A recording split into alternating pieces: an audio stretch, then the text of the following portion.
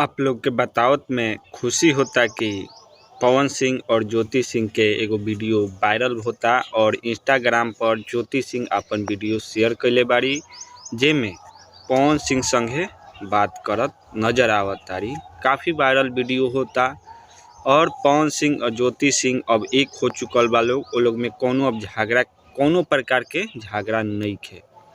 ऐसे कहे के बा कि मर्द मेहरारू के झगड़ा में दूसरा के पड़ला से कोनो फायदा नइखे।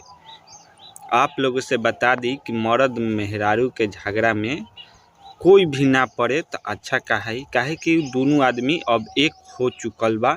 अब वो लोग में कोनो प्रकार के कोर्ट के मामला अब सुलझ गइल बा। अब कोनो कोर्ट के मामला खास नइखे। अब दोनों जना आपस में मिल गइल बा लोग, अब साथ में जिंदगी जी लोग। ऐसे कहे के बा कि मर्द मेहरारू के झगड़ा में खुद से नइखे कुटाए के।